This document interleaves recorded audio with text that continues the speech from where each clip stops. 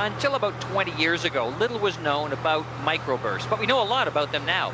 And when it comes to general aviation aircraft, especially those flying close to the ground, the effects can be dramatic. Microbursts, in a sense, are an explosive downdraft produced in areas of unstable air, such as found in thunderstorms. Less than 3 miles wide, they can contain winds up to 140 knots.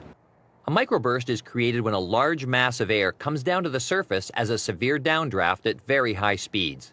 The descending air meeting the earth beneath the cell flows horizontally outwards in all directions. At cruising altitude, the wind shear created from downdrafts may not be much of a problem, but during an approach or takeoff, there's a greater need for caution. On takeoff, an aircraft passing through a downdraft near a thunderstorm cell may encounter rapidly changing wind shear of a headwind, followed by a downdraft and a tailwind. Studies show at typical low-altitude encounters of wind shear below 500 feet above the ground, there are only about 5 to 15 seconds available to recognize a sudden descent and recover.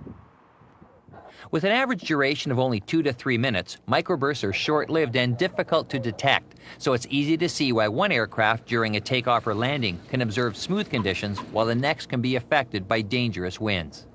Hot and humid days and intense rain are ideal conditions for microburst activity, and once microburst activity starts, expect to find multiple microbursts in the same general area.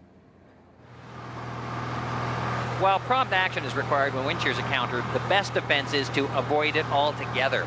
Heed other pilots' reports of encounters with wind shear microbursts that are filed in their PIREPs. It may be your only warning. And if you experience wind shear, warn others as soon as possible by sending a PIREP of your own.